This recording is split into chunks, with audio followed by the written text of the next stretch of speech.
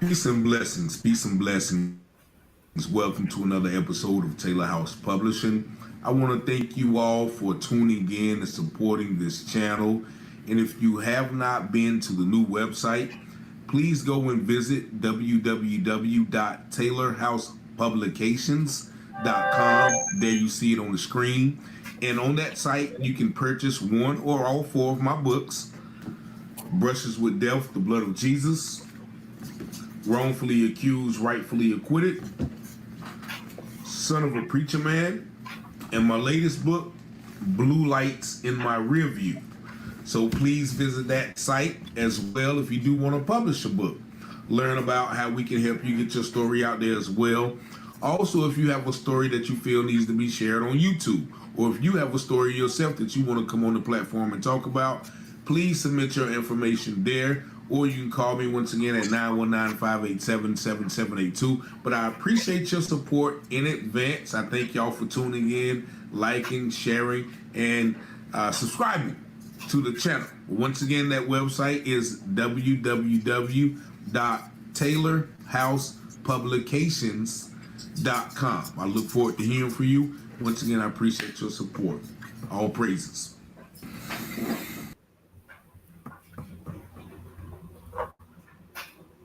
Okay. Peace and blessings, ladies and gentlemen.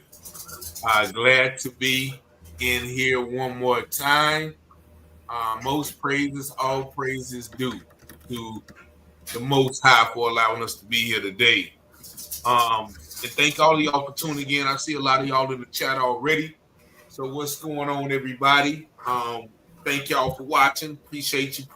I see y'all in there. TBZ, Carolina, Miss Terry, Nubian Queen, all of you guys. I appreciate it. Now, make sure y'all like and share the video tonight. We got a very, very, very special guest on this live tonight. Now, this person is a walking miracle. And when I say a miracle, you are literally looking at the miracle. Sometimes when I'm around Miss Kolanda, how y'all doing? This is Kolanda Wooten. This is the guest. How you doing? So sometimes when I'm around her, I got to literally stop and realize, like, this is not normal. And what I mean by this is, and we're going to get into, a testimony, but at 17 years old, the lady that you are looking at was arrested for a crime that she was with an individual who took the life of another person. Miss Wooten, she was actually driving the car. I'll let her get into that if she wants to. But nevertheless, 2 years later, she was sentenced to life in prison without the possibility of parole. And this was in 2003. 2003, I was arrested. 2005, I was sentenced. All right, so in 2003, she was arrested at the tender age of 17 years old. And you guys saw the pictures on the show. This is the picture, I guess, when you were 17, right? No, I would have been 20, about to turn 20. Oh, that's 2000. I don't know, because he said 2007. Now, this is the picture. Yeah, I got sentenced in 2005. So I was already in prison in 2007. Yeah, but so this is this the date that the picture was taken? Yes. Mm-hmm. Okay. So, but that is the picture that one of the DAs here in Goldsboro, North Carolina, and this happened in my hometown. That is one of the pictures that one of the DAs used in his campaign to get reelected for district attorney. He used that picture in which a trial that she was underrepresented. Her lawyer didn't do anything for her. Nevertheless, he used that picture to get reelected, as in, okay, we got this conviction. She's doing life without the possibility of parole. That's why you should elect me, right? But in 2023, right, in 2023, uh, January, was it? January 3rd. January 3rd, 2023, after 20 years of just living, existing, there was a law change that it was unconstitutional to give a child a life sentence.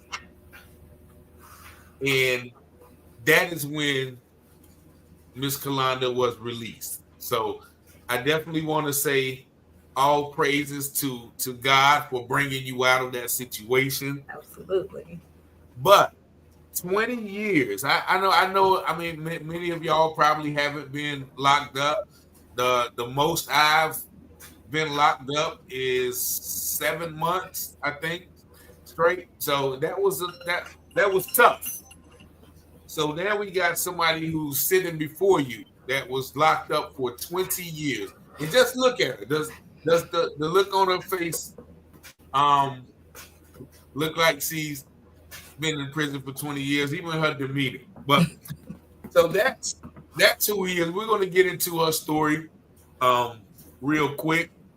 First of all, I want to play this introduction, and then we're gonna get right into her testimony. Y'all stay tuned.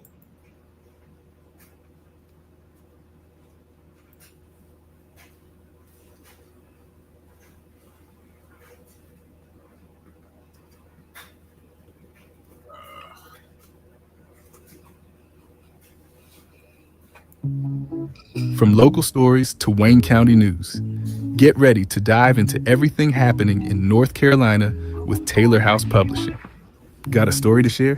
Shoot us an email at taylorpublishinghouse@gmail.com. If you're looking to publish your book or need some top-notch mentorship, we've got your back. Join the excitement with the one and only Richard Taylor, right here at Taylor House Publishing. Speak with Richard directly at 919-587-7782. Don't forget to smash that like button, hit subscribe, and invite your family and friends to watch. From Wayne County to the Carolina coast, Taylor House, bring the news you love most. Tune in on YouTube, don't miss a beat. Local stories that keep you on your feet. Taylor House, we got the scoop. Taylor House Publishing. All right, so Miss Kolanda, first of all, how you doing? How you doing today? I'm good. I'm good. All right, so it always goes back to me. What went through your head? I guess when like throughout the whole process from being arrested to being sentenced to life in prison at 17. I can't really say like anything in particular because everything is kind of just kind of jumbled up. You know, when you're young and you don't really know anything about the system, and I had never been in trouble. I had graduated early. I was going to school to be a teacher. I had just started going to college, early childhood education.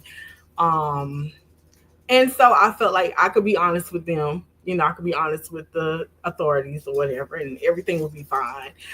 But that was not the case. You know, just to kind of be thrown into prison, into jail, around adults who have had a chance to live, had a chance to experience life.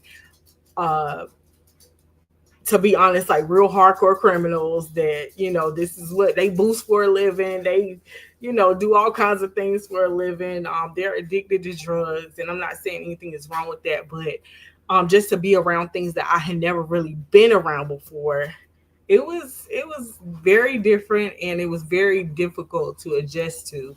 It was kind of like being stuck in a nightmare, you know, that you can't get out of. You can't get out of until these people come and say that, you know, you can get out of it. And that never happened. All right, so you were charged with, I guess, what was the first degree? Felony murder. Right. Okay, And well, so let's what just try felony to murder is, let's not try to say the M word, but felony. felony M Yeah. word. And so the felony M word is different from the premeditated M word. Okay, what's the difference? Premeditated is basically, it was thought out, it was planned out, there was a blueprint. The felony M is basically it just happened. It happened because you committed a felony. The felony was firing a gun. So that's where the felony comes in. Okay, but you didn't have a gun. You didn't, you didn't. You just happened to be the person driving the car. Long story short. Yeah, and so basically, instead of charging me with accessory or conspiracy, they threw in acting in concert, which is a little clause that says because you were there, you're just as guilty as the other person. Okay, so it took them 2 years to bring you to trial, right? Yeah, it's like 18 months. 18 months. So within that 18 months, what was your lawyer talking about? The whole time he was pretty much like, you don't have anything to worry about. You're gonna be fine. Everything's gonna be okay. Don't worry about it. Don't worry about it. And that was pretty much that's what he told me like the whole time. So he never asked you what happened. What was your side of the Well, story? you have to tell him what happened. You give your side of the story, but he still was like, you don't have anything to worry about. Like you didn't do anything, so like you don't have anything to worry about. And of course, I'm gonna believe him because I really don't know anything about the system. And in my mind, I'm really saying, well, I didn't do anything. I did drive the car. If they charged me with driving the car, that would have been rightfully so. I was driving. I was guilty of driving. But I didn't feel like I had anything to worry about. And I can only go off of what he said. He's the professional. I didn't know anything about the judicial system. So how many times did you talk to him within that 18 months? Maybe 4, maybe. And that's what I was saying last night. If y'all watched the show last night, me being wrongfully accused, that is what you get when you get court-appointed lawyers, where you're just a number. You're just a case. You're just a number on their caseload, and their job is to get your case over with quick as possible. Now, you ended up not pleading guilty. You went to trial, correct? Mm-hmm. And during that trial, did you ever get a chance to testify? No. All right. During that trial, did your attorneys put on a defense for you? Not really, no. Yeah. And the way, and I'm gonna just explain that for you, because you was tried in, you and your co-defendant were tried together. Yeah. Right. And so, if anybody knows what that means, is the jury is hearing the evidence against one person and hearing the evidence against you as well, and they're lumping it all together, right? But your lawyer didn't put on the defense for you. No, not really. Because he just kept saying you don't have anything to worry about. Like so they're really not focusing on you. Did he call any witnesses on your behalf? No. All right, so what you're saying, what you're listening at, ladies and gentlemen, is the jury is hearing everything against her co-defendant and unable to separate the two cases, basically. So they tried y'all together, and both of y'all ended up being convicted. Yes. Right?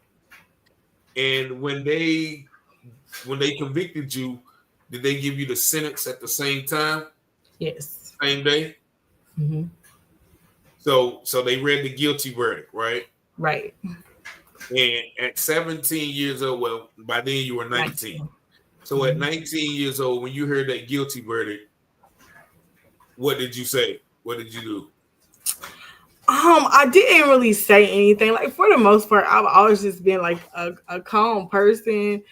So even though I understood everything that was going on, it was like, how can I explain it? It's like hearing it, but like being far away. Like everything is like so far away. Like you're there, but it's so far away. It's kind of like when you have a dream that you fall into the bottom, but nothing's there. It's just like an endless abyss.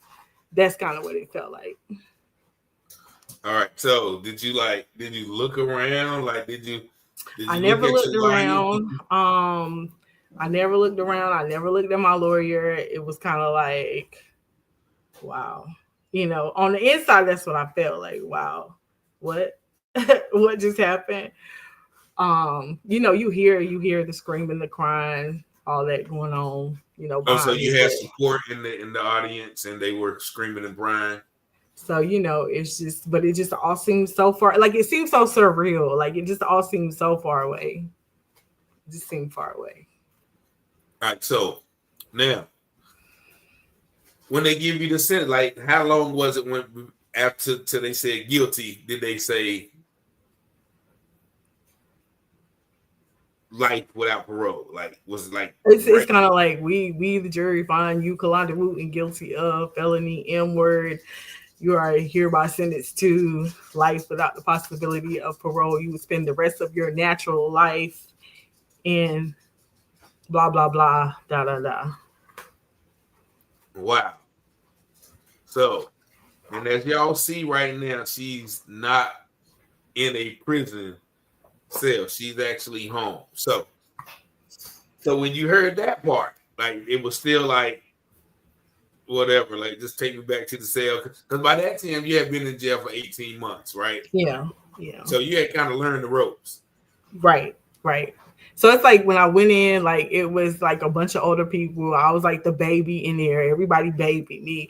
Everybody kind of made sure that I was okay. They taught me the do's, the don'ts, the tricks of the trade. Don't associate with this one. Don't do that. Don't. Or they kind of just took up for me. Uh-huh. Yeah. So you was in there getting bullied. That's what you're saying. No, I wasn't in there getting bullied. I didn't say that. I mean, why else somebody got to take up for you if you're not getting bullied? Because it was just like women are just naturally nurturers. Uh-huh. So with them being older women, like sisters, mothers, grandmothers, those are the roles that women have a tendency to take on inside, and so that's what they were. They were my aunties, they were my moms, my grandmas, Okay. So now, after they give you life, you go back to the cell. What's going through your mind? I go back to the cell and I'm just thinking like this can't be happening. Like, did this really just happen? But it happened, and I cried a little bit. I didn't want to be bothered. Everybody kept asking me what happened. Nobody could believe it happened. Like everybody's like, no. But it happened. Yeah. And so how long was it till they shipped you out to the yard, as they say? The next morning. Next morning. And you go to what prison? NCCIW, North Carolina Correctional Institution for Women in Raleigh. That's the Raleigh. So that's the main prison. You went behind the wall. Well, like Central Prison is behind the wall. So you get to prison. You got out. Did you have a lot of stuff accumulated from your jail stay that you took with you? So when you get there to intake, like you have all your things, and I had like a whole lot of letters and stuff because everybody wrote me pictures and stuff like that. But you only get to keep like a certain amount, and so everything else I had to mail home. Okay, all right. So you get into this. I guess you get into the Raleigh prison system. When you get in there, do you see anybody that you knew, like from the jail, or yes, you know what I'm saying? So yes. Okay. So you So did you feel right at home? So when as a long-termer, they put you on a thing called long-term adjustment. And so what that was they took you to SEG and you were placed in a cell by yourself and evaluated, quote unquote, until they were sure that you would be able to function on population. Now, there are people who work in intake like inmates. And so when I came in, I guess maybe they went and told some people that I know, like I was there. And so like I'm going up to the infirmary, medical, whatever y'all want to call it. And I'm like, everybody's like, Kolanda, you all right? Da, da, da, da. You know, but I stayed in long-term adjustment probably about 20-something days. 20-something days. And it was very depressing. And I cried and cried and cried and cried the entire time I was up there. My mom called, up there to check on me, and thank God for a sergeant. I won't call out her name, but she did come and get me and take me in her office and allow me to talk to my mom. So no, I'm just reading the comment, but my guy, the last Chevy first, is hilarious. He told I can't. He talking about that last picture on the thumbnail. That conjugal visit would have been crazy. So look, right? So you was basically in protective custody, basically. No, it's not the same thing. It's not the same. All right, okay. So you get out of long-term adjustment, right? So then you get into regular population. Did they, did you automatically adjust to the prison life, or did you like sleep for a year? Like what? I slept for a year. You hit it on the head. I slept for a year. So basically, I get off a long-term adjustment. I don't have a job assignment because in there you're either going to work or you're going to go to school. You're going to do something. And I didn't have a job. And then they finally assigned me to a job like 2 weeks later, but it was just like cleaning up the yard at 8, 10, 12, and 2. And I had like the reception area, and the reception girls always wanted to like get off their little yard. And so I would kind of just let them take the trash, and I would sign in for 8, 10, 12, and 2, and I would go back and get in the bed. And so like, there's this older lady, Miss Geraldine, my grandma, she's still my grandma now. And, she would be like, baby, you got to get up out of that bed. And I would just pull the covers back over my head. If I wasn't up going to the canteen, using the phone, or going to church, I wasn't trying to hear it. Like, I just stayed in the bed. Stayed in the bed for the year. So at what point did you start to, I guess, get out and, for lack of a better word, associate? Get to know people. Like people I knew would come up there. Like they would come up, like they'd be like, somebody out here looking for you. So I might get up and go out there and talk to them. It might be somebody I knew from home. It might be somebody I knew from county. I would go, we just want to check on you. And then I would just go right back in. I might fix me something to eat. Or whatever, and then I still go back to bed. I don't really think I started coming out until I started singing in the choir. So the Miss Geraldine was like, I always hear you walking through here singing. You need to go up there and see the chaplain so you can get in the choir. So anybody that knows me knows that I'm a really shy person, and I was not trying to hear that. I wasn't trying to hear it. And so they told the chaplain about me. Chaplain Gregory, I love him. I'm still in contact with him too. But he called me up to his office and was like, I heard you can sing. And I was like, and so he was like, well, just shut the door and sing something for me. And so I did. And it was like at that point that like, because I had to go to choir rehearsal, I had to go to church, I had to go to, whatever. I didn't have to go, but you know what I'm saying. And it was kind of at that point that like I started to get to know other people and come out a little bit more. Oh, okay. So you started singing in the choir. How was did y'all go on tour? Did y'all go sing at other prisons? Yeah, we went on tour. We did. No, because I know my homeboy who used to be at called Voices of Freedom. And they used to travel around and they used to sing. Yeah, the guys from Noose used to come out to the prison and stuff. Yeah. But no, we did not travel. We traveled to the chapel or to the auditorium to sing for Sunday service or like special events that we might have. So Sunday service. So was that all at the Raleigh prison? Yes. Mm-hmm. All right. So how long did you stay at that prison? I stayed in Raleigh for like 9 years, 10 years. Wow. Straight through, like from the time you got there to the time you was 10 years on the Captain Raleigh. Yeah. Right. So at what point did you become the OG?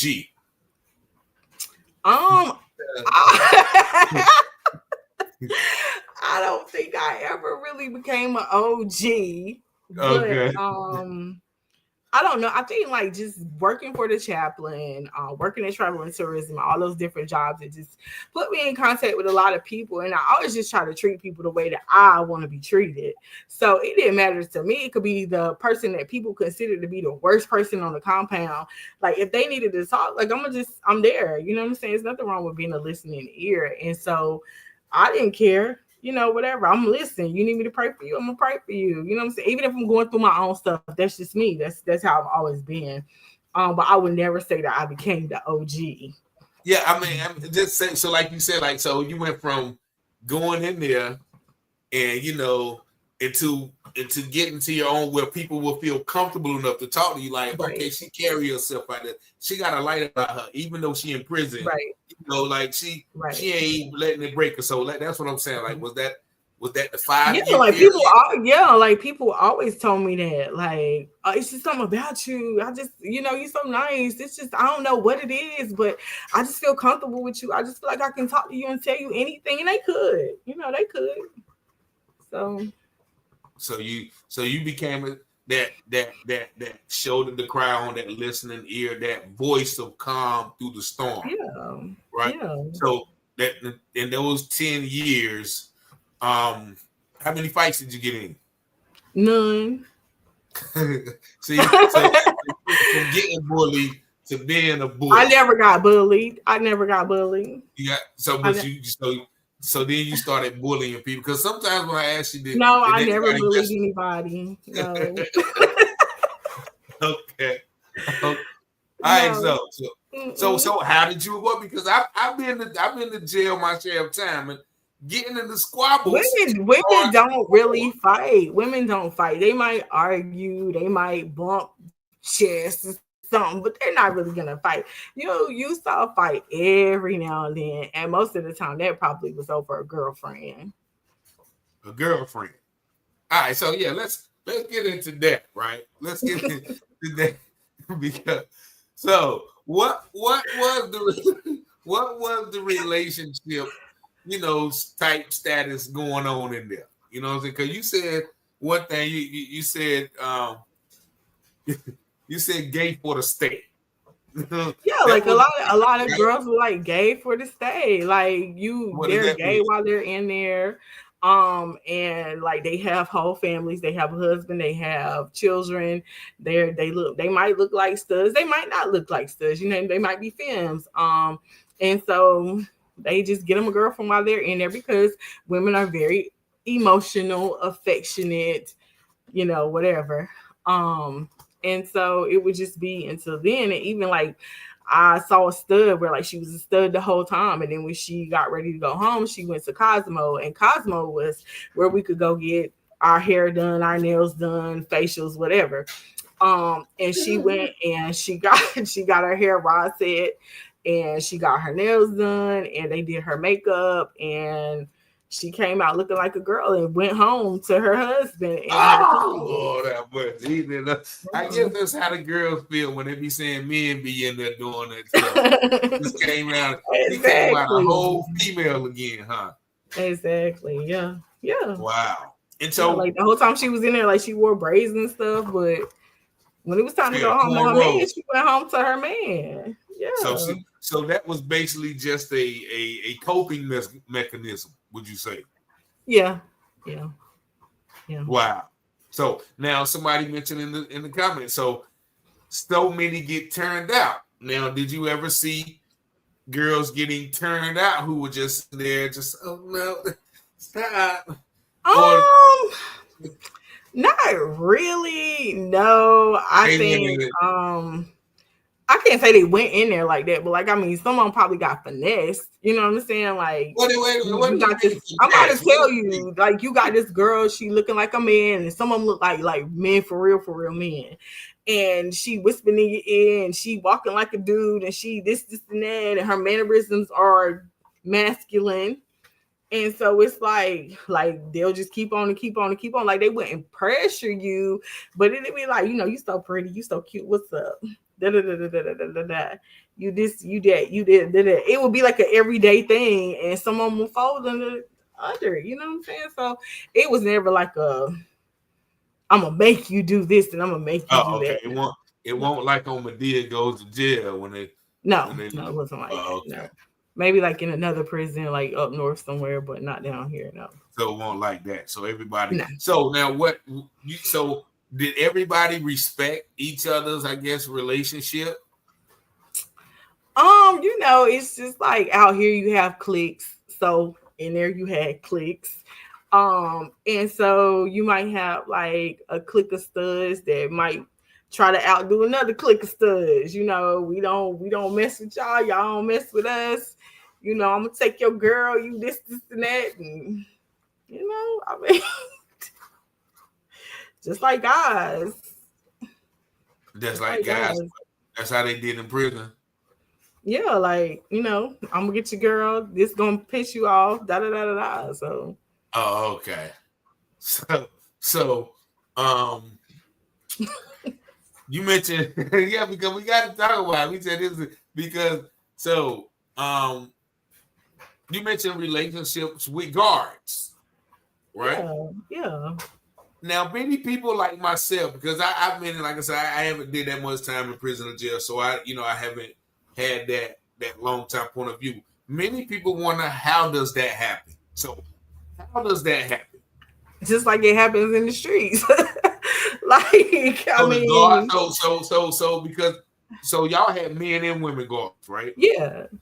So what? So the guards just come in the cell and be like, yo, I want you. Like so like Raleigh is different. It's not like a cell, it's like rooms. A dorm. Yeah, dorm. Yeah, it's like a dorm. So it's just like rooms. They might come through the count.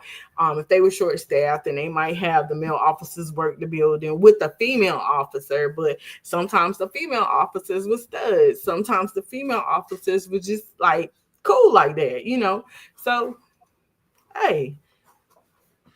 So the female officer but where did it take place though? The guards would go into people's rooms, in the staff bathroom, in the room, in the whatever, in the day room. So where were the superiors at, or the superiors knew what was going on as far as like the sergeants and the captains? So the sergeants kind of just had their own little office. They just kind of did their own little things, and it might be a sergeant. Oh yeah, just officers. It might be a sergeant. It might be a lieutenant. It might be a captain. You don't know. So now they do the same thing. Was those consensual, or was there like some type of pressure? Like so then you have the thing called PREA, and basically what PREA is saying that it was non-consensual. And so sometimes the girls will be like, it wasn't. If they got caught, they'll be like, it wasn't consensual. They made me do it. Now the reason being for that is because you get paid, right? And so I think they start out at like $10,000. You get paid, unless you want to be like, oh, they be like, I'll give you $5 if you just tell us what really happened. Da da da da da. They give you what? They give you money. Some of them say what now? If you call PREA on them, so they'll be like, we know, like they'll come in and investigate. We know that y'all were, having a relationship. You were having a relationship with Captain so. So either you can tell us what happened, or we're going to take you to SIG, or then they'll say, it wasn't consensual. Basically like they R-worded them, and they would get paid. You could get paid off for that. You couldn't get out? I would take getting out. You couldn't get out. You get money all day, but you couldn't get out. No. So you seen women actually do that? Like, yo, they was down for it the whole while, and boom, when they get caught. Yeah. So if you're in there and you don't have family supporting you, you don't have, because some people don't have families to support them. They don't have money coming in. They don't have money for canteen. They don't have money for the phone. So if you're in that type of position and you're presented with an opportunity to have some cash, what you gonna do? Okay. You're gonna make sure you can take care of yourself. And so where did the I guess the inmate relations take place? In the same places? Same places. Was there like a time where y'all knew the guards weren't, making their rounds, or it was just like, like they make their standard is making rounds every 30 minutes, but some of them will come in, they lazy, they tired, they sleepy. they in the office taking a nap, they ain't gonna make no rounds. Or it's just a certain officer that they not gonna make no rounds. So you just do what you want to do. Do what you want to do. So 10 years in Raleigh. Then so where did you go next? So from there I went to Southern, which is in Troy. Troy, North Carolina. Mm-hmm. In Southern. How long was your stay there? I stayed in Southern like 4 years. Straight. Mm-hmm. So when you got to Southern, what was it like? What was it like at Southern? Southern is very different. So you have there you have cells. So it's like single cells. In Raleigh, you might be in a room where you have to have a bunkmate. But in Southern, single cells is a private owned prison. So things were ran a little bit differently. I mean, it was still prison. It was still the same stuff. It was still the same things going on, Okay, so did you have a job there, or did you? Yeah, there I took what I did. I took business administration, food service technology. I worked for the chaplain. I worked in the gym. I worked in the library. So you just basically stayed busy. Did you sing in the choir there too? I did, and I was the choir director at one point. Yeah. You was the choir director. Yeah. So how did that work? Like, was that difficult? Like, did the people like give you trouble? Did you have to choose? Who led the songs? Beef? Like you had to choose who led the songs. It's always gonna be somebody that's gonna try to bump heads with you, because they feel like they can do a better job or whatever. Which is fine. It's fine. But so you just pick the songs, whatever songs you want them to sing, go in, choir rehearsal, whatever, learn the songs, Sunday sing the song, carry on.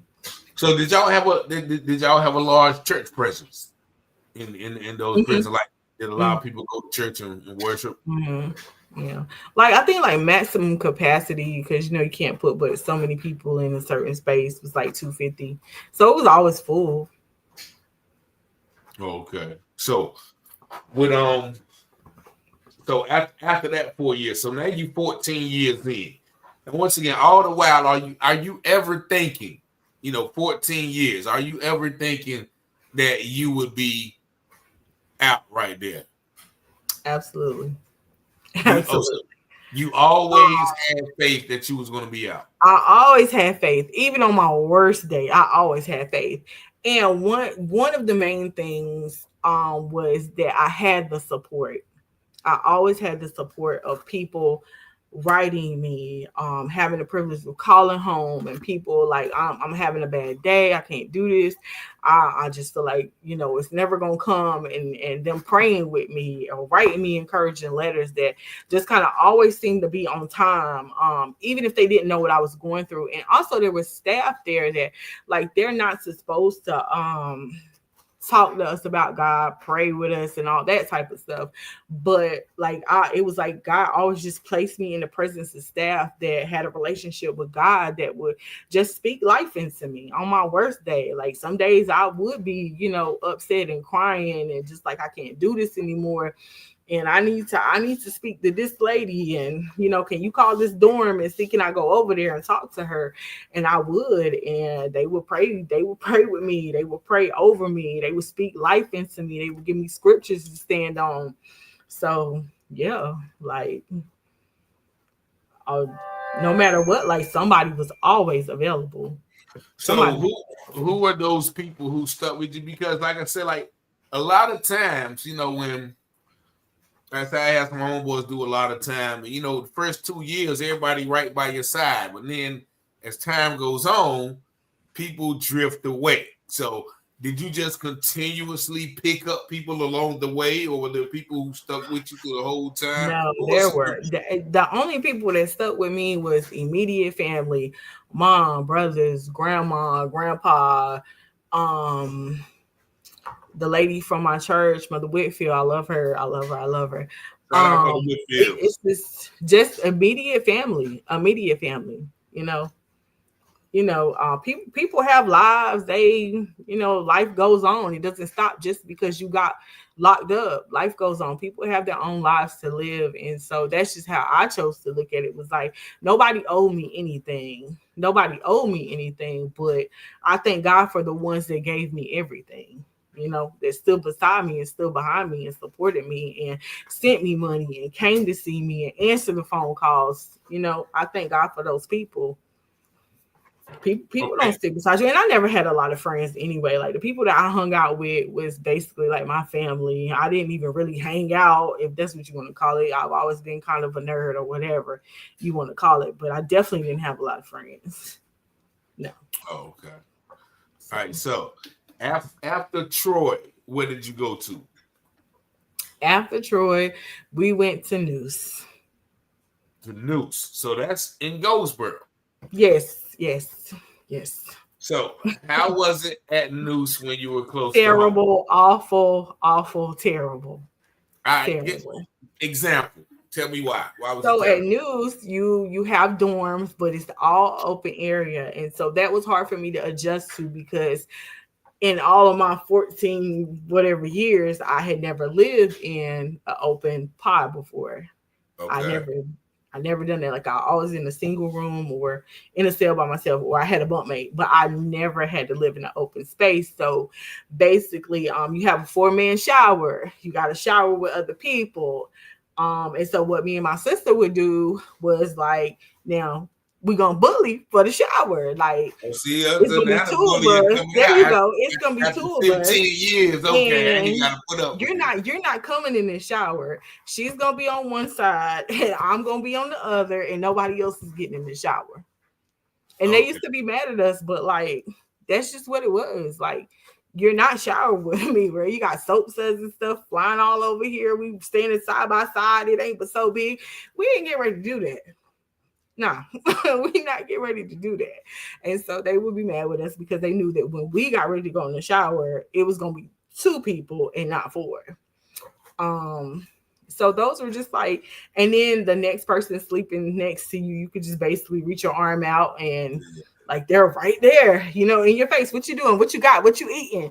And so you saw people doing drugs, but they knew, like, so where I was like all the way in the back in the corner, and they knew, like, don't come back here with that. Don't come back here. And they'll be like, Stephanie, come here. And she'll be like, come over here. And they'll be like, yo, bummate is back there. That's right. Her bummate is back here. Right. Don't come back here. Yeah. That's right. Because you had somebody sleeping on top of you too, right? Yes. Yeah. Don't come back here with that. No, don't do that. So where did you work at in the kitchen? I didn't work in the kitchen. I never worked in the kitchen. And when I was in Noose, I didn't have an assignment. Like, I did volunteer work for the chaplain because she was the same chaplain from Troy. So I did volunteer work for her, but I never had an assignment. I definitely wasn't working in the kitchen. No. All right. So how long did you stay at the Noose? I was at Noose for maybe like a year, maybe a little over a year. So that's 15. All right. So that's now we 15 years in.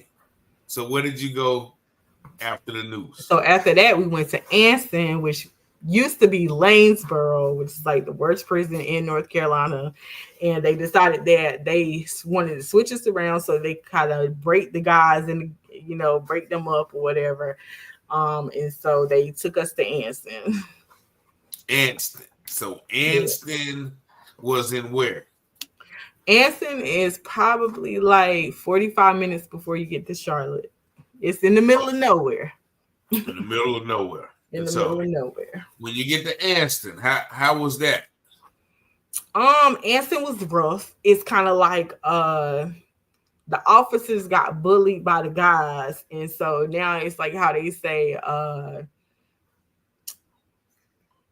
what is this saying that like they were bullied, so they became the bullies.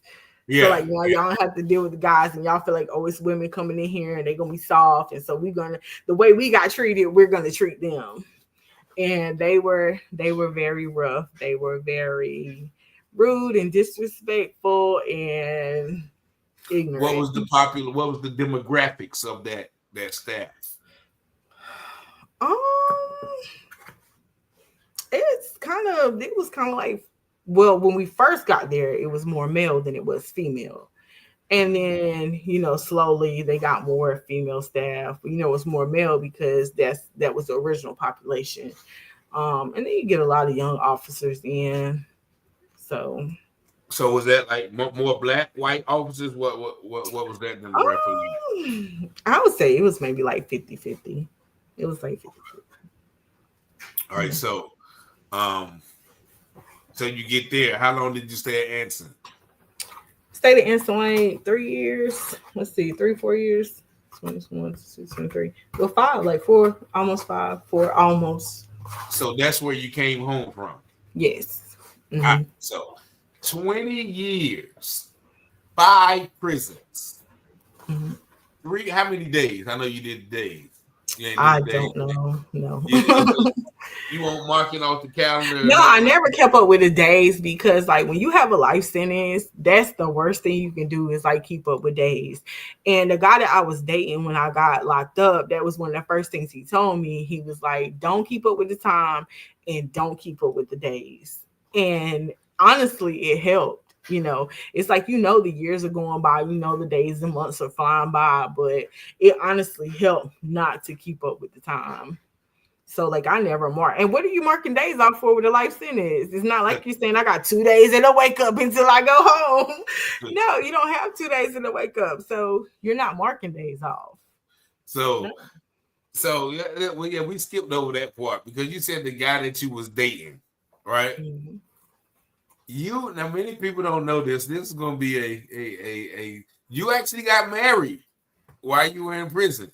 Yes, but that was not the guy that I was dating when I got locked up. So this girl had 20 years. She just in there just switching up. You know what I'm saying? Got men on deck, got one here, got one there. How does that work?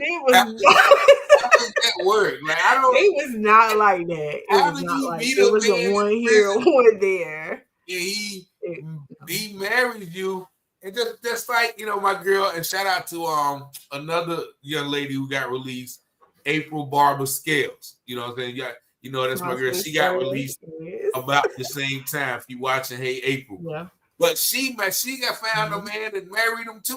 Like how in the world? What's going on? So how do you meet a guy and marry him and he knows, in his mind that she's never getting out. In his mind, he never said that I wasn't getting out. Like he always believed that I was getting out. So y'all had that face, y'all manifested, and y'all love together was just so over.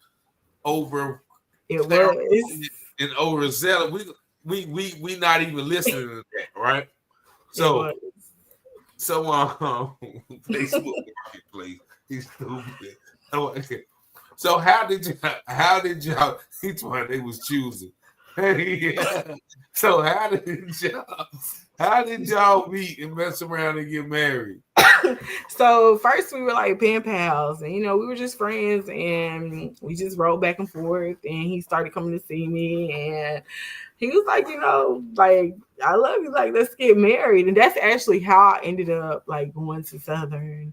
And I was like, okay, So I went to Southern in August, and we got married in November of 2014. Southern. So when was this picture right here? That was probably a little bit after I got to Southern. So that was right after you got married. Where your wedding ring at? They didn't allow you to get no wedding ring? Well, if you see what hand is on the bottom, then you can't really. Oh, it did. Oh, so y'all did have a wedding ring. So yeah. So y'all got married and wow, what was it like? So like my man asked, so they didn't give conjugal visits. So No. That was sad. No.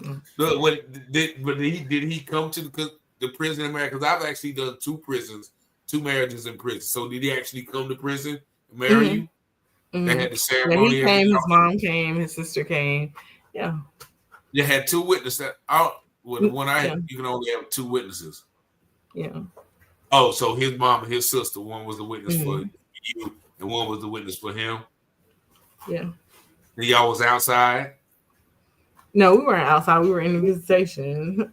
Oh, so they did mine's outside. So, some of these guys, girl. I don't know if you can see the comments, I but can't.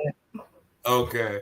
So, so when y'all got married, like y'all have a chance to kiss, hug, like when they Okay. said you may kiss the bride, when they said you may kiss the bride, did they allow you to kiss and hug and stuff?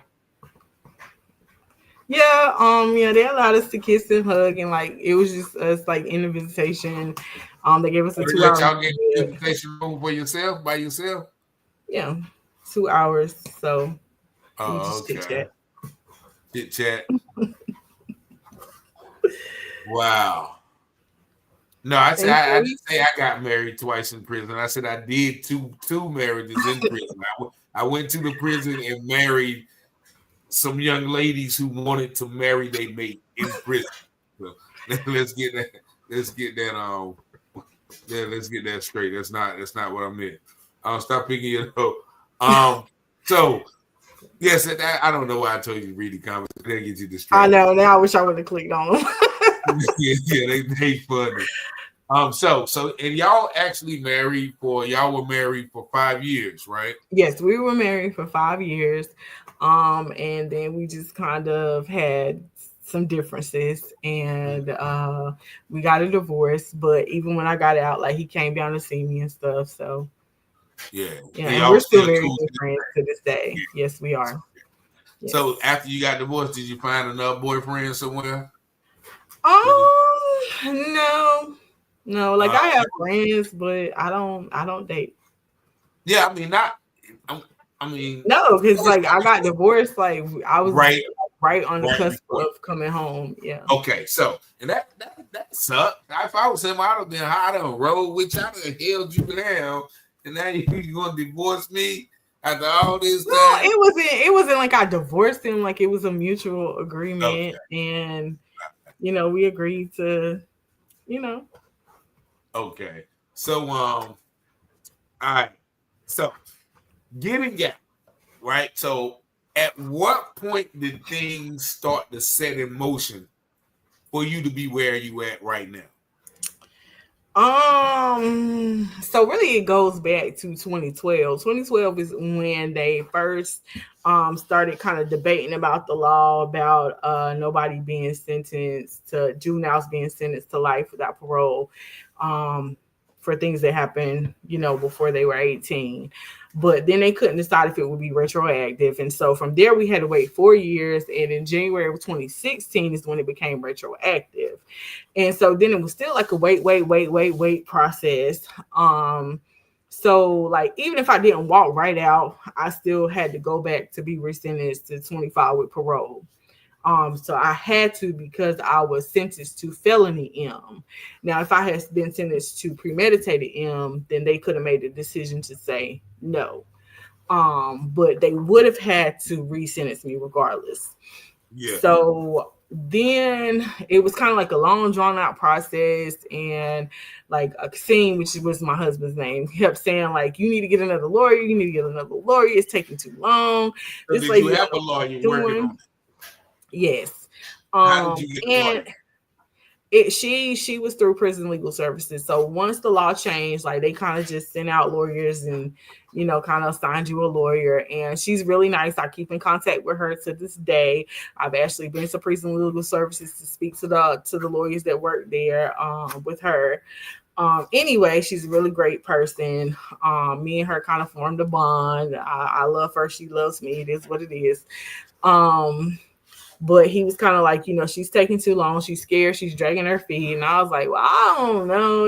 I don't really know what to do. I got a lawyer. She's a good lawyer. Everything is just a process. It's going to take time. She has other clients besides me. And so Like I just started writing people. Like I need some help. I need somebody to represent me. I need, and of course you get no, no, no, no, no. But I had taken this class, and the lady taught in the class was 17 Keys of Success by Napoleon Hill. And one of the things that she taught in the class was that you can go to 100 different people, 99 are going to tell you no, but there's always going to be that one person that's going to tell you yes. There's always going to be somebody that's willing to take a chance, whether it's investing in you, investing in something else that you're trying to do. There's going to be somebody that's going to say, you know what? Maybe I'll take that chance.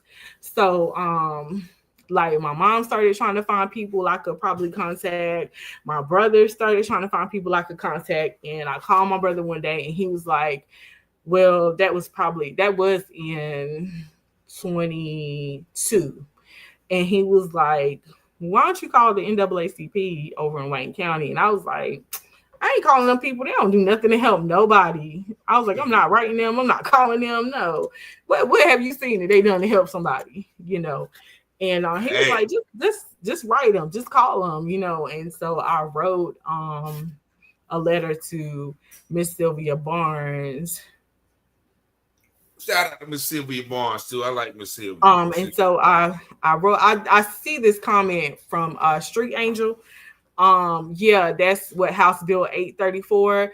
I don't know if there's anything that can be done, but I've definitely spoken to some people about that, because now basically it says that if you're 16 or 17, they can go ahead and charge you as an adult. So yeah, if I find out anything, then I'll let Richard know and he can let you know. But yeah, Miss Sylvia Barnes is like, call me. And so I called her and she was like, what? She was like, you've been sitting in there all this time and nobody's ever tried to help you. And I'm like, no, ma'am. She was like, just write out everything and tell me like what happened, what's going on, what is the law, da da da da da. And so I did. And from there, like she got the ball rolling. She was a godsend, and she got me Philip Bador, and Philip Bador put Aries Brinson on the case also. And from there, it was still a struggle. It still was frustration. It still was, oh my God, this is taking so long. Oh my God, what is going on? Oh my God. There were days that I was so frustrated. I would call my mom crying, like it doesn't seem like anything is happening. Then something happened and the paperwork got messed up and we had to do the paperwork all over again. And I was really frustrated. And I called my mom crying and she was like, just hold on. Just hold on. Something's going to give. It was frustrating. And that was all in 22. And I would say that probably started happening around June of 22. June of 22. That was like, yeah, we got this paperwork filled out. You'll be out next week. Yeah, like we're sending your commutation in. We should be hearing something back in a little bit. He normally signs off on commutations at the end of the year. I'm like, okay, that's what's up. But then she comes back and she's like, I hate to tell you this, but we got to go back and we got to redo the paperwork. Something was wrong. I'm like, Lord, it's just like we got to start all over again. How long is this gonna take? I never lost my faith, but there were times when it's frustrating. You're sitting in there for the rest of your life. You're never getting out. You're never going home. And there were things that I thought about. I thought about the fact that like I never got to go to college and be a teacher like I wanted to. And I always wanted to be a teacher because I wanted to give back to children what my elementary school teachers gave to me. They were such an inspiration to me. And that's what made me want to be a teacher. I love children. I would never get married. And then I did get married, but it's like, am I ever going to get out of here to have children of my own? Am I ever going to get out of here to live on my own? Am I ever going to get out of here to, travel, to go do all of these things that I see on TV, or I hear my family talking about, or I hear my friends talking about their families, and people are sending you pictures of places that they've been, and all you have is pictures and the visual in your mind. You're missing out on life. And for me, it was like, I'm missing out on a life that I've never even gotten to live. Mm. I've never even gotten to live. I've never gotten to do anything.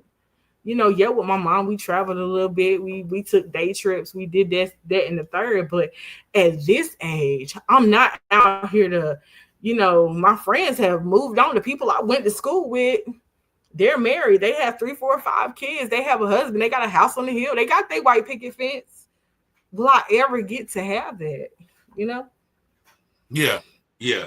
That's one thing, I guess, that's why I have to just marvel, because even without all that, unless you say it, you know what I mean, you don't see that on you.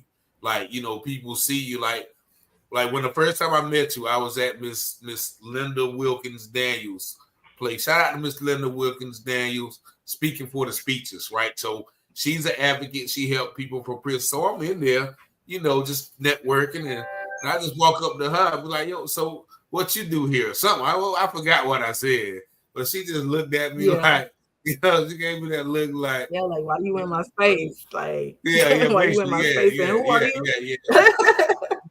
Now it makes sense, though. Now it kind of makes sense. I was, and she looking at me like, yo, we don't do that where I'm from. You know what I'm saying? I'm from Anderson. You don't walk up on and see people from Anson like that.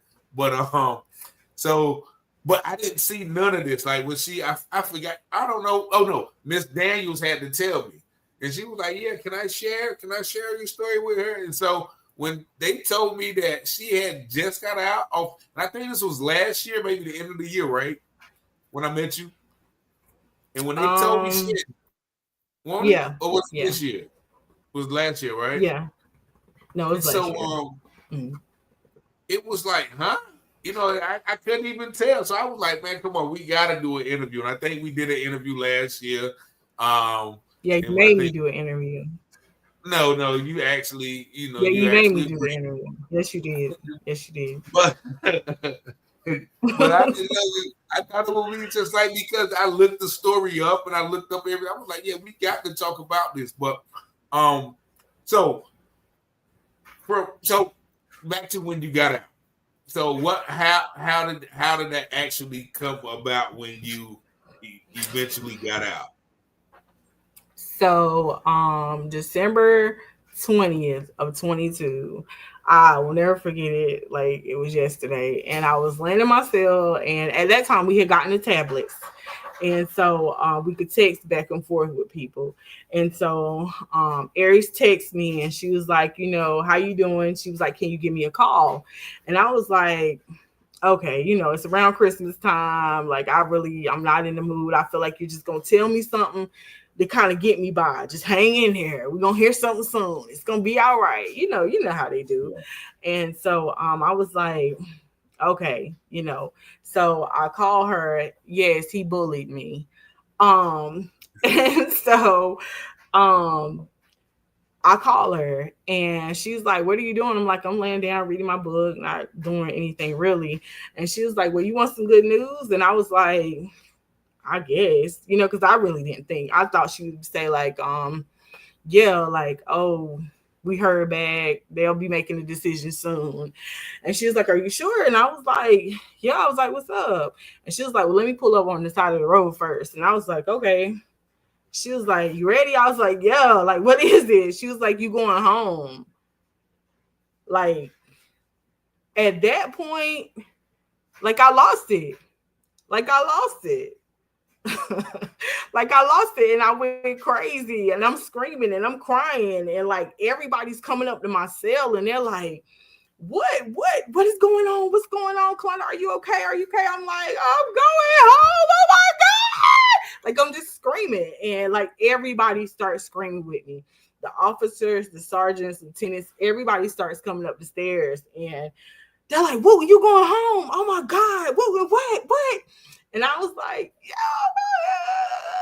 I'm just a bucket of tears, and like all my friends are crying, and they're a bucket of tears. And then finally, one of the sergeants was like, well, when you going home? I was like, oh no.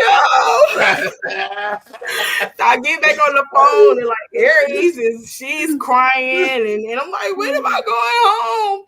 And she's like, January 3rd. At that point, I had 2 weeks left. That's when I started my countdown. 14 in the wake up, 7 in the wake up. And everybody's like, how do you feel? And I'm like, it's real, because, you know, it's a process. They start preparing you to, you know, transfer out, but it won't be real to me until I walk out of this gate. You know, it's real. Like everybody's like, have you called your mom? Who have you called? And I'm like, no, I can't. And I knew everybody's number by heart. I couldn't remember anybody's phone number.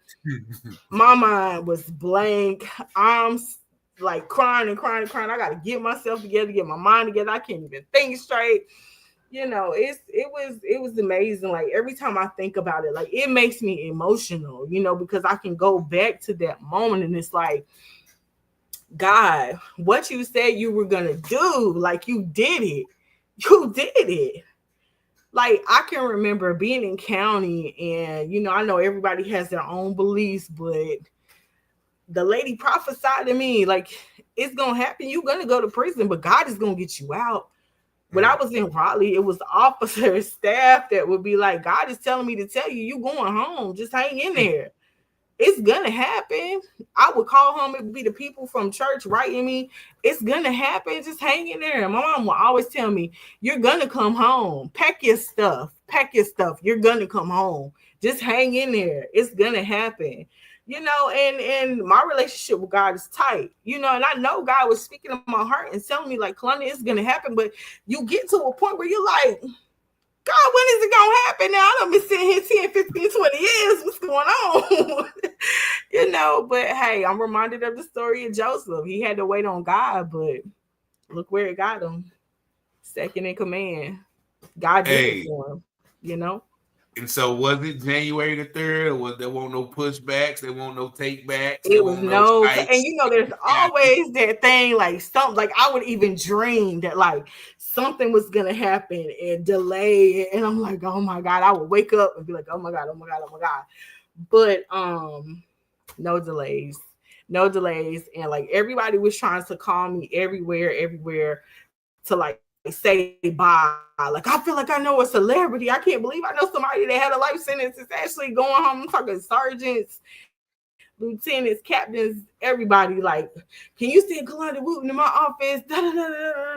You know. And at that point, I had been trying to go back to Raleigh, but I remember one thing that I know that God told me.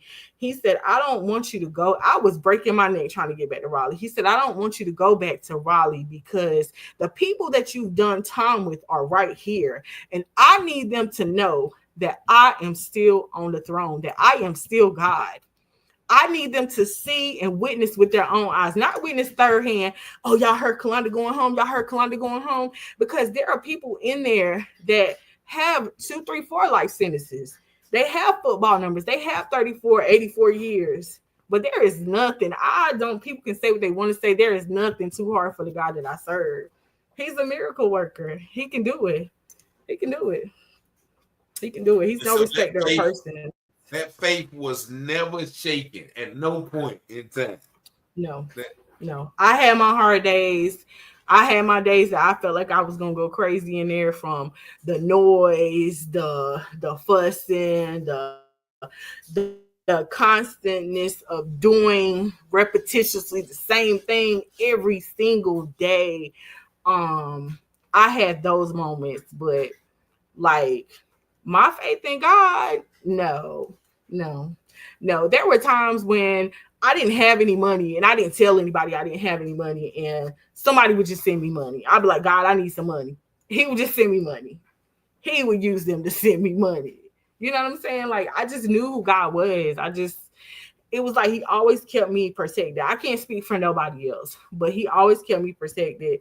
He always kept people in my path to help me and to inspire me, and just, they call it, you're not supposed to have undue familiarity with the staff, but they can call it what they want to call it. If they came in and God was telling them to encourage me, that's what they did. That's what they did. No familiarity. Somebody asked, what was the first meal that you ate when you got out? I actually, when I first got out, like I wasn't even hungry. I Of wasn't course, hungry. I can't Like eat either.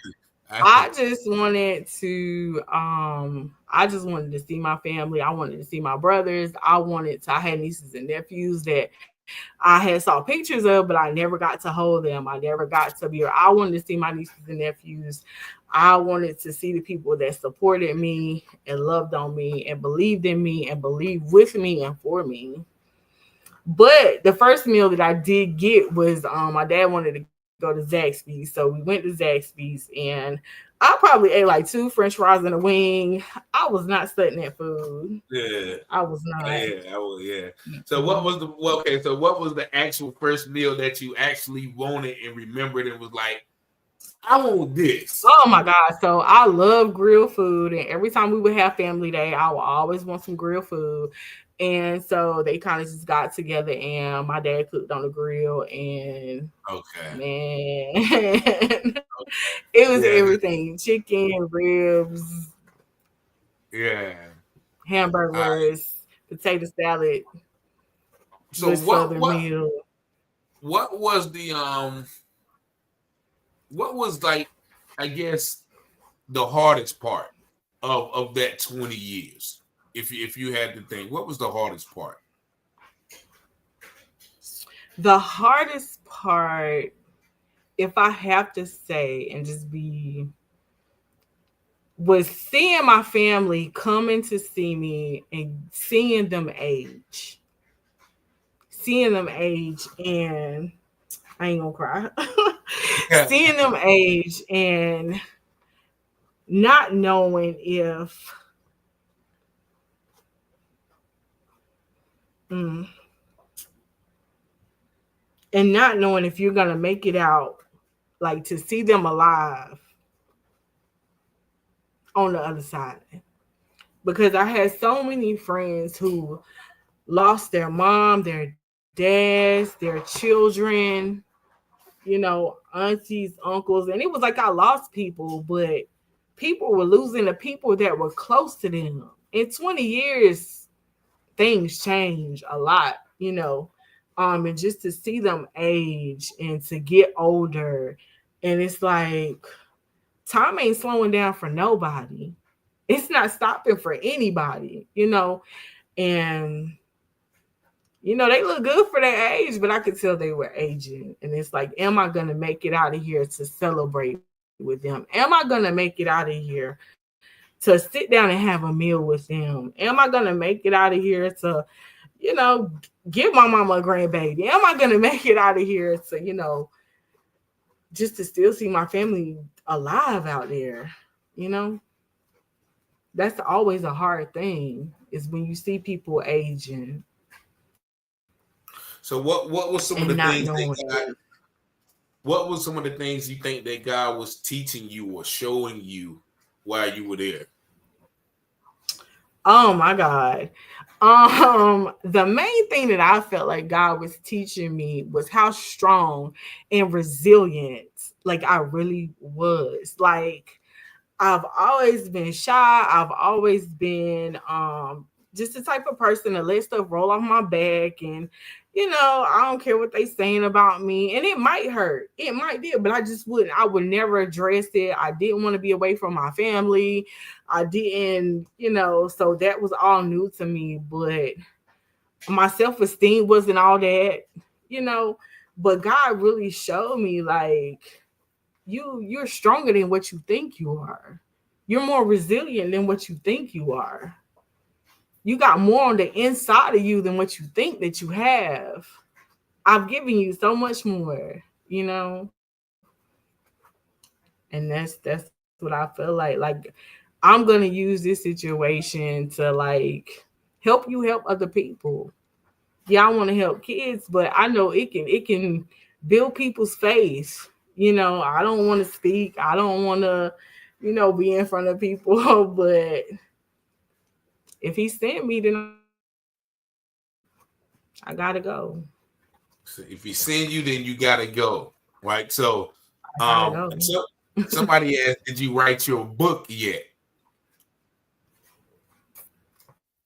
So I'm working on the book. Okay. I'm Working on the working on the book. book. The book, it'll get written, yeah. Okay, all right. Okay. I think you just Absolutely. started over, right? You started over. Did you start over? I did start over. I started over because um I didn't feel like I was being like 100% authentic. Like I just kind of, certain things I didn't want to talk about or I don't want to put out there. I don't want to, disturb anybody's peace. But it was like God was saying, I want you to tell it all because people need to hear it all for it to have the effect that I want it to have. Not the effect that you want it to have, but the effect that I want it to have for it to cause the change that I want it to cause. And so, yeah, I started over because I want to put everything in the book. I Yeah. want See, the book to be sometimes real. I want the book to Yeah, I no. just want the book to be real. I just want people to be able to, really feel it like they're in the book, like they're in the story, they're in the testimony with me. Yeah. And you say I see they what? So she went to prison for felony M word murder, and she got 20 years at the age of 19, and she served. Life What? No, sentence no, no. without I'm sorry. possibility of parole. She got life without the possibility of parole. See, it's already in my mind. See, I mean, she did 20 and life is simultaneous to me because I mean, I've never been there, but it's different. She got life without the possibility of parole, but she was released in January of last year after serving 20 years of that sentence. And so I just, I'm in awe sometimes, but what are some of the adjustments that you've had to make? Because I don't know if anybody's seen the Shawshank Redemption, but the Shawshank Redemption was the guy he got out and, he had spent all his life in prison and he got out and was working at the grocery store. And he was trying to cross the street. He couldn't cross the street. Next thing you know, they found him in his room like this because he just couldn't take it.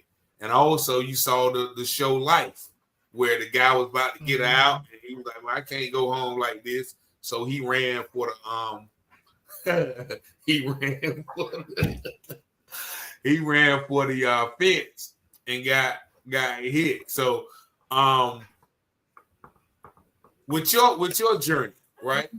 Because it's literally just started. Actually, you spent more almost, yeah, you spent more of your life incarcerated than you have Yeah, out, and you've only been right. out for a year, almost 2 years in January. So, what Mhm. are some of the major Yeah. adjustments for you that you want people to know about when they're looking? But first of all, nobody can't see it on you unless you tell them. So that's the disadvantage we got. Yeah, and Like, people tell me that all the time. They tell me like, that all the time. And I thank God like, for that because it is some people that you can see it on them. You see it.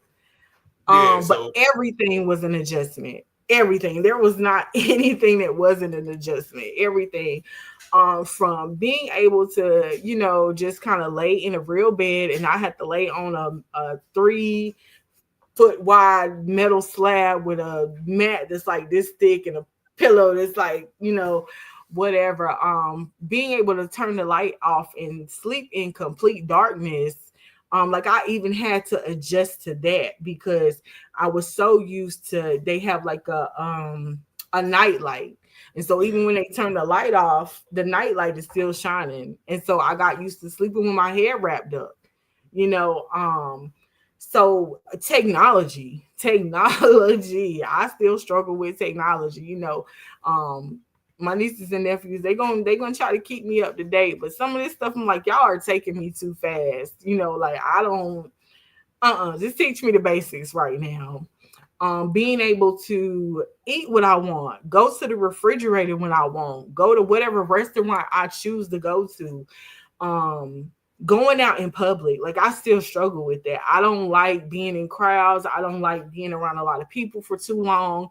I didn't like going in the store. I didn't like learning how to swipe your card and pay for your own stuff at the little kiosk, self-checkout, whatever you call it. All of that, everything was an adjustment. Meeting new people, because for so long you're around the same people day in and day out, year after year after year. So being social, everything is an adjustment. Everything is an adjustment. Everything. And so I remember you told me about one time you was at Staples and you was trying to get something like copied or ran off, and then the lady she was like, what did she say? What did she say? She said to you that they got you. What did she say? I was like, can you show me how to like do this so it like transfers over so I can? She was like, well, what? Why don't you know how to do that? I was like, what? I was gonna give her the business. I was like, or one time, like me and my mom, like when I first came home, so we went to Belk's and we were buying me some undergarments, and so the lady was like, well, what size, whatever do you wear? And I was like, I don't know. In prison, you don't have real sizes. I was like, I don't know. And she was like, what you mean you don't know? And I said, what? And my mom was like, no. See, that's crazy though, right? You're like, what you mean you don't know? Like, people like, what? Yeah. You don't know? I mean, like, I understood, but yeah, but I think the one thing that I really have to adjust to is like people's tone of voice, because it's not like sometimes people like, what you mean? Even my family are like, they have to remember that, like, I'm not used to being out here and dealing with this or doing what you like, what, and then it's like, oh yeah, that's right. Like, that's right. Yeah, that's what I'm saying. Like, this is my friend, y'all. Let me tell you. So sometimes I gotta be like, oh yeah, that's right.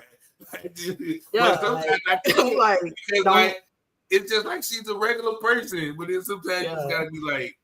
And I'm like, I don't know how to do that, or I don't know, it's kind of embarrassing to be like, I don't know how to do that, or I don't. So then, know, so what you do with the lady? I think you said you walked out of Staples, right? Did you walk out? Yeah, like I just left because it was gonna take the wrong turn real fast. It was gonna get real ugly. No, it ain't, because I hate when people she didn't know, but I hate when people like when I say stuff like that and they talk to me like I'm dumb or slow because I'm not, but she didn't know. How do you? I have to go and ask help for that. Sometimes like a couple of times. But and I'm never ashamed to ask for help. But it's like I don't play me like I'm dumb now. They don't know where you've been. That's what I'm saying. Right. They don't know where you've been. They don't because like you said, it's not on you. Like honestly, it's not on you. And so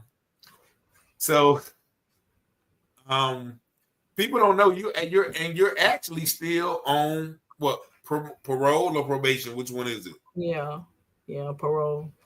So you can't really get too saucy with somebody. You can't get in no squabbles, no fights, no hit and run. No, like our rules are kind of different, I guess, because it's like a juvenile sentencing review board, which is totally different from like regular stuff. So. Like they take it a little easy on us. So so you still consider the juvenile? You on juvenile probation? Yeah.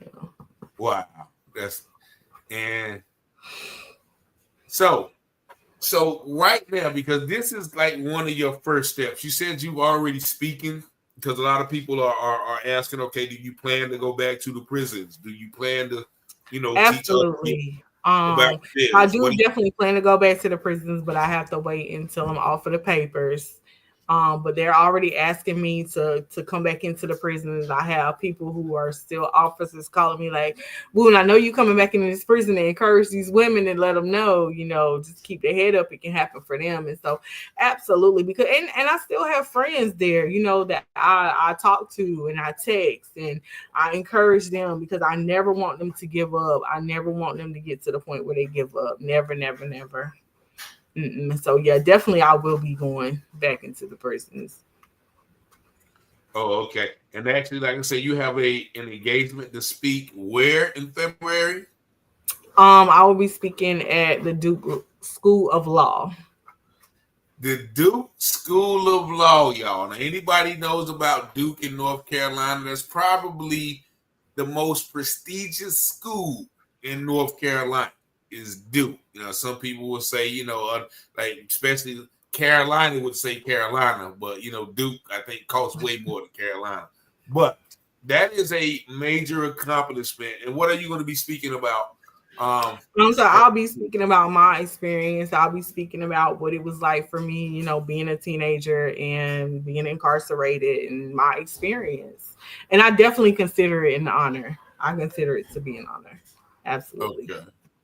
And what? So you said you are shy. What do you feel inhibitions? Like, do you get nervous when you have to talk? This is a light crowd tonight, about 170 people. Yeah. So do you Yes. get nervous in crowds still? Yeah, absolutely. I still get nervous. Why? I spoke at I don't know, because I feel like people are judging me. I feel like, it's always, I think it was something you said last night to the effect of, people are always going to believe what they want to believe. And like, once the narrative is set, there's always going to be people that are going to believe this story that's already been set in front of them and told, and I'm not saying that everybody judges me, but like, people are staring at you. Yeah. What is she? I don't know. Maybe my the way I'm speaking is not up to par to them, or they don't like my dreads, or they don't like the way, my eyeshadow looks. I just feel like people are always like, judging me. Yeah. And I've spoken, in front of a crowd of about 300, but I was still nervous, All right. So what do you want people to know, about people, especially women, coming out of prison, long sentences? What do you want people to know about prison life and people in prison and those coming out? Definitely, like, nobody is beyond redemption. Nobody is beyond redemption unless they just don't want to do right. Unless they just don't want to get it right. But nobody's beyond redemption. Everybody deserves a second chance. If you have family in there, try your best to support them. Try your best to show up for them.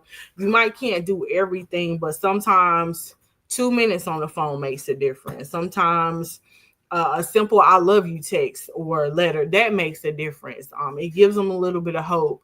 If they just got out and they've done time, do everything that you can to embrace them and to help them adjust to society, because a lot of times people go back in because they don't have that support.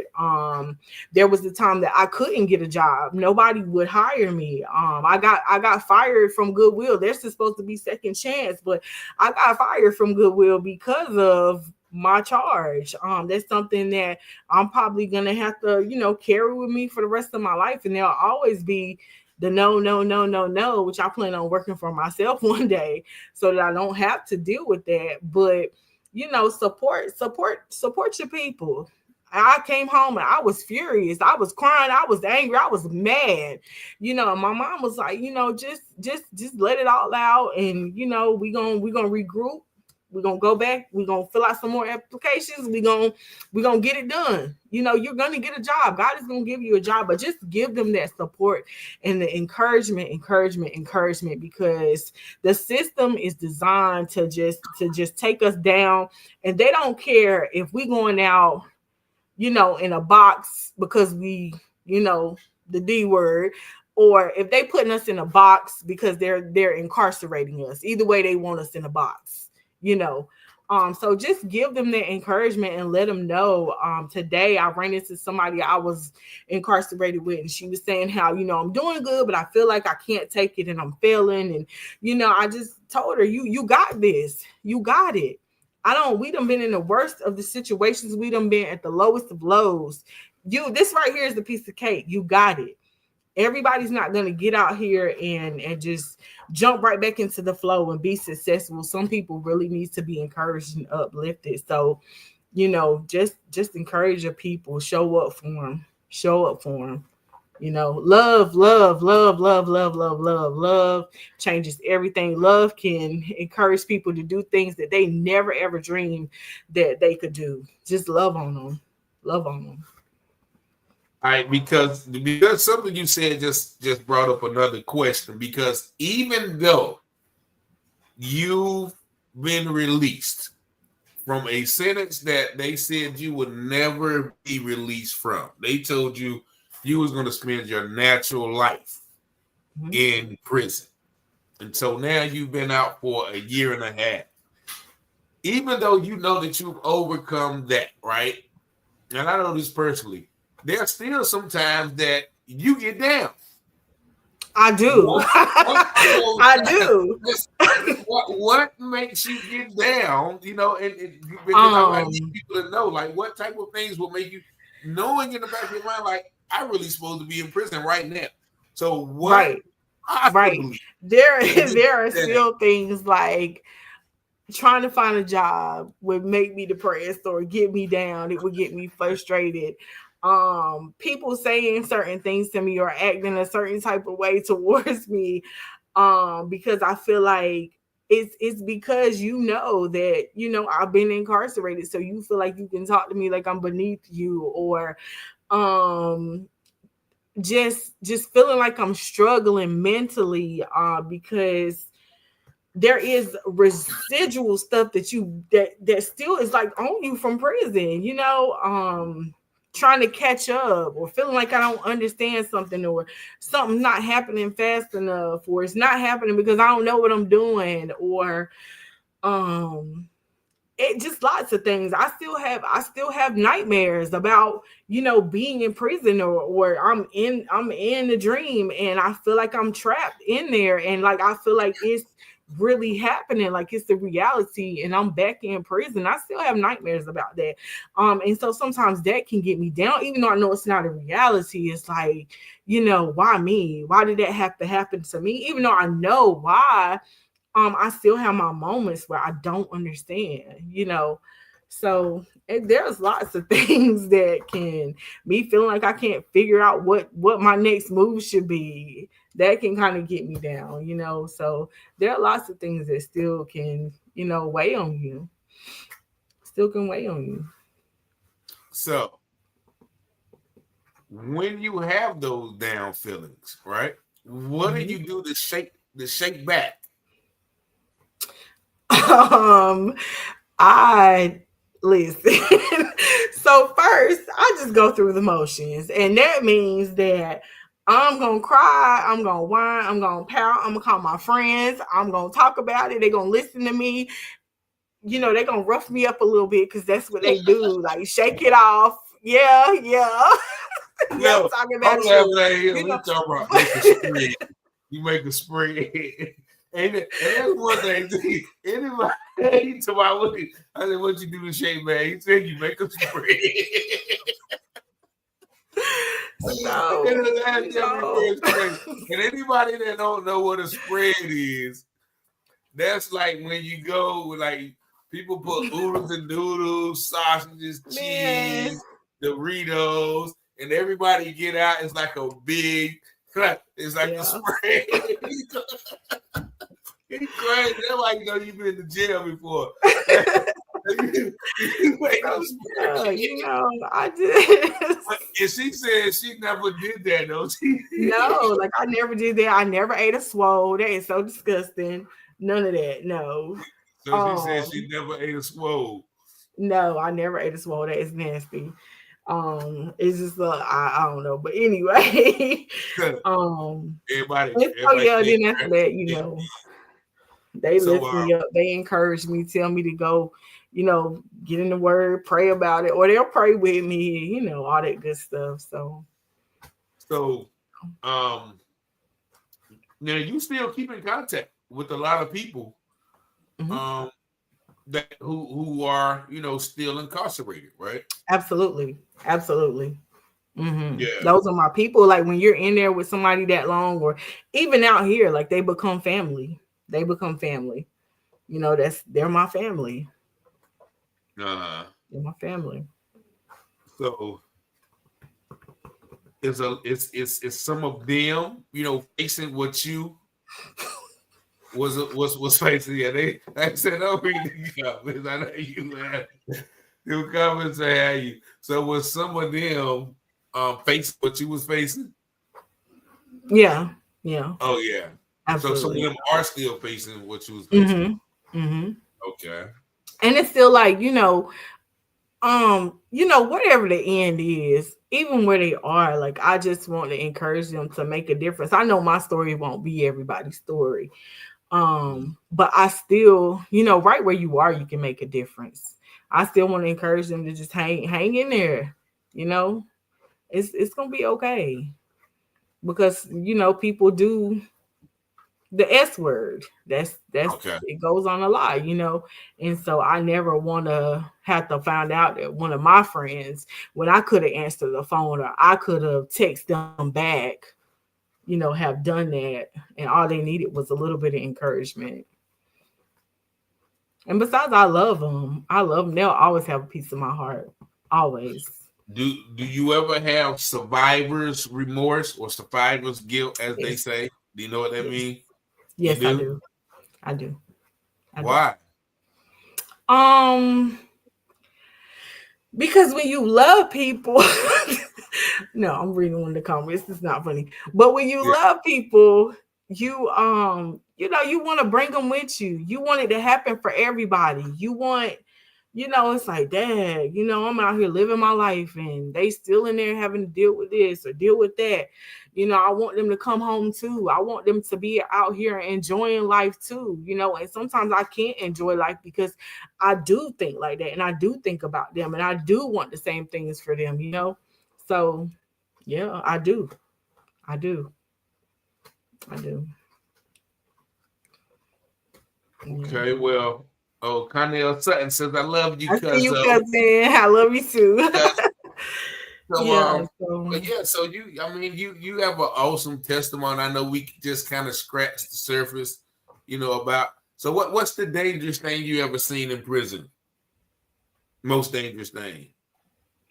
Because you like it was just a bed of roses in there. Like I'm not saying it was a bed of roses, but like women's prison is not men's prison. Like Southern prison is not up north prison. It's not, So you ain't never seen nobody get shanked up. I never seen anybody get shanked up. Like I saw this girl get mad with her girlfriend and stab her in the eye with a pencil, but like it's not. That was really bad. Like that's not. I mean, it is, but. I mean, did her eye was a lot of blood? Like, did she have to get her eye? Of course, it was a lot of blood, Richard. Of course.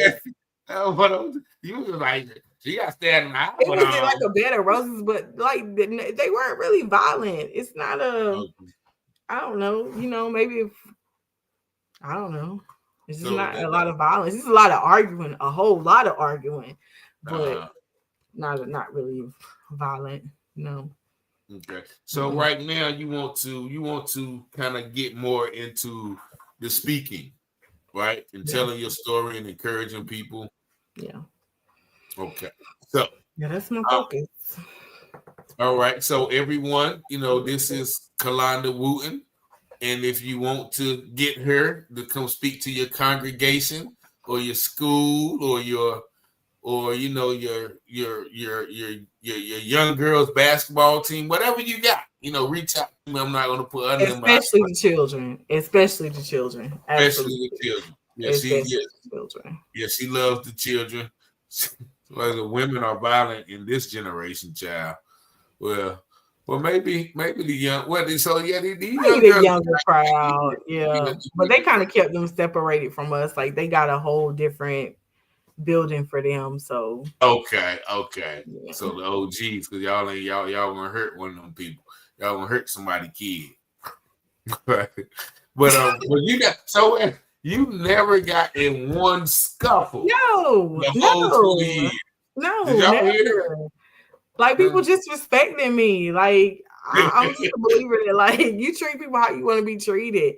I'm not saying that everybody liked me. I'm not saying that everybody was in my corner. You know, that's not what I'm saying. But I'm not saying any of that. But you know, crazy. like people respected me. Okay. You know. I Or can maybe they see why respected the God everybody in me. Maybe it wasn't me. Maybe they just respected the God in me. You know, so talking I don't about know. Whatever. they see your spirit and everything like that. So yeah, you do got a wonderful spirit, and I thank you for coming on. I know, this is some things, sometimes not easy to talk about. Like me, it's always easy with me, but you mentioned something about wanting to tell the whole story, and that's very important. So as to help you heal, but also once again just to help others. You'll never know how you telling the Yeah. whole story Yeah, will help. and that's how I feel like it's things that have happened to me in my life that I've never told anybody, but these things probably have happened to somebody else and they need to know that they can live through it. They can make it through it, Yeah. Well, I So certainly appreciate you. We've been wanting to do this for a while, so I finally got you've been wanting finished to do it. schedule. But I thank you for tuning in, all of you in the chat as well. Thank y'all for listening. We're gonna have her back. Is there anything else that you want to leave with the audience before we go?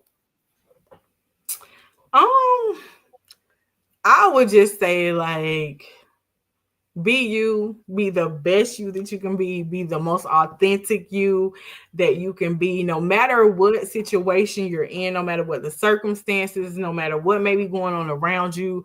Just keep your faith in God, keep your relationship with God tight, and know that miracles do happen every day. God is still God and he is still on the throne, and there is nothing that he's done for me or anybody else that he will not do for you.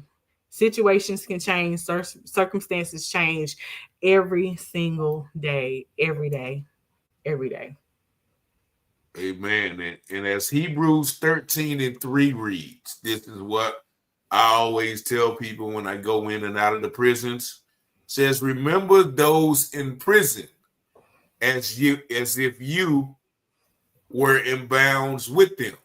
Remember those who are suffering as if you will suffer with them. Because a lot of times when people get behind those walls, it's out of sight, out of mind. But you don't know the blessing that you can give someone when you walk in there, whether you speak to them 1 week out of the month, That's 2 right. weeks, every, it's just like you said, it's just that outside letter. It's that phone call. Absolutely. It's that visit that can Absolutely. keep a person going, and I know that firsthand on both sides, so just remember those. If you have a family member, if you have a loved one, even, or if you just know somebody, like drop them a line, drop them a couple of dollars on the canteen. You know what I mean? It's something that will go, will just be what they need to keep going, to keep a positive mindset, to keep them from knocking the bunk mate in the head because they bunk mate keep getting letters every day and keep going to canteen and keep Yes, that's real. you know what I'm saying? Like, so okay, yeah. Were there a lot of stealing with canteen? Like, how did y'all protect y'all canteen? So we had like lockers and we had locks on our lockers. It wasn't a lot of stealing with canteen, but yes, some people would steal. Like if you leave your locker open, then you might be asking to get your stuff stolen. So it wasn't a lot of stealing, but yeah, people would steal. Yeah. Okay. All right. So but I thank you so much for tuning in. We're going to go ahead and shut this down, but I appreciate every one of y'all for tuning in. Y'all make sure once again y'all check us out. If you haven't been to the website, once again, here's the website. Let me put it up real quick. TaylorHousePublications.com, where you can get all of my books. You can get information about publishing books, about stories being talked about appearing on the show, telling your story, and about getting me to come speak, work with you on whatever initiative that you got. But I definitely Appreciate y'all. Thank y'all for tuning in. Thank y'all for joining with us. And most of all, we thank God for allowing us to be here. And that scripture, I think, is John 5:7.